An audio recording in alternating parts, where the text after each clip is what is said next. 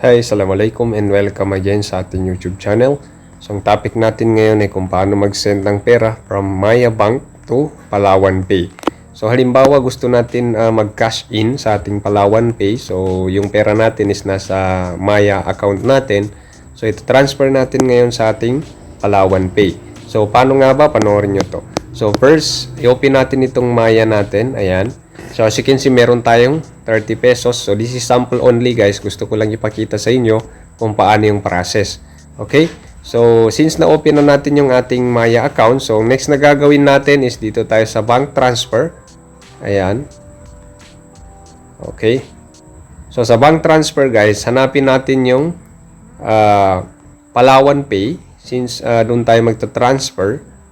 So dito tayo sa baba. Okay. So, ayan, as you can see, Palawan Pay. So, i-tap lang natin yan. And then, ilagay natin yung amount. So, halimbawa, 10 pesos lang. So, this is sample only, guys. Depende yan sa inyo kung how much yung isi-send natin sa ating Palawan Pay. Okay? So, ayan. So, halimbawa, 10 pesos. So, purpose. So, payment, halimbawa. Pwedeng payment, pwedeng allowance. So, i-enter lang natin yung registered mobile number natin, okay? So, be sure na tama yung nailagay natin para hindi tayo magkakaproblema. So, i-double check lang natin yung number natin and then yung account name. Okay? Ayan. So, pag na-double check natin guys, so pag okay na, so isi-send na natin, meron siyang transaction fee na 15 pesos. So, continue lang natin. Okay?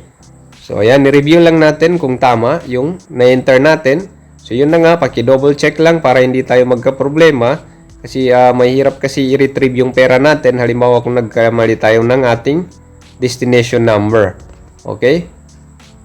So, meron siyang transaction fee na 15 pesos. Equivalent niya is naging 25 pesos na siya. Okay? So, make sure this transaction is safe. So, transfer now. Okay, so wait natin yung one-time PIN. So, masisend yan dito sa ating registered number. Okay, so ayan. Ayan, okay. So, verify natin ngayon. Okay, so you are almost there. So, view receipt lang natin. So, ayan, nasend na natin ngayon. So, as you can see, nag-text na si Palawan Pay na naka-receive na tayo ng 10 pesos. Ayan. So, naka-receive na tayo ngayon. And then, na-transfer na natin yung ating pera. So, ganun lang kadali, guys. Mag-transfer, okay? So, again, thanks for watching and don't forget to subscribe to Amher TV for the latest videos na aking i-upload. Sukran and wassalam.